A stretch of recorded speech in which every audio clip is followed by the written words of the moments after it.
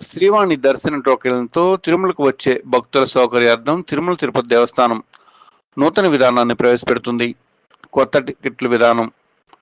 Offline Srivani టికెట్లతో వచ్చే భక్తులు తాము వచ్చిన రోజునే శ్రీవారి దర్శనం చేసుకునే వెసులుబాటు పొందుతున్నారు. ఈ విధానం ఆగస్టు 1 నుండి ఆగస్టు 15 వరకు ప్రయోగాత్మకంగా అమలు చేయనున్నారు.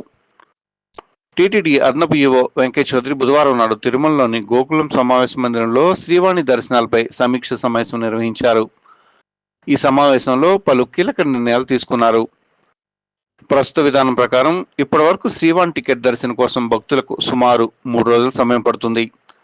నూతన విధానం ప్రకారం ఆఫ్లైన్ శ్రీవాణి టికెట్లు వచ్చిన రోజునే జారీ చేస్తారు. అదే రోజు దర్శనం కల్పిస్తారు.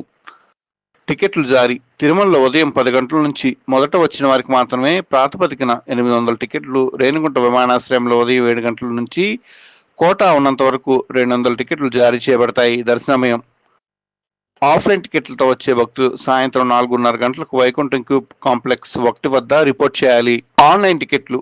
అక్టోబర్ 31 వరకు ఆన్లైన్లో శ్రీవాణి టికెట్లు పొందిన భక్తులకు యథావిధిగా ఉదయం 10 గంటల దర్శనం అనుమతించబడుతుంది. నవంబర్ 1 నుంచి ఆన్లైన్ మరియు ఆఫ్లైన్ టికెట్ భక్తులను సాయంత్రం 4:30 గంటలకు దర్శనం కోసం వైకుంఠం క్యూ కాంప్లెక్స్ 1 ద్వారా అనుమతిస్తారు. ఈ నూతన విధానం ద్వారా భక్తులు తమ దర్శన సమయాన్ని సమర్థవంతంగా ఉపయోగించుకొని వచ్చిన రోజే శ్రీవారి దర్శనం చేసుకునే అవకాశాన్ని పొందుతారని టీటీడీ తెలిపింది. భక్తులు ఉదయం 10 గంటలకు శ్రీవాణి టికెట్ జారీ కేంద్రాల వద్ద చేరుకోవాలని కోరారు.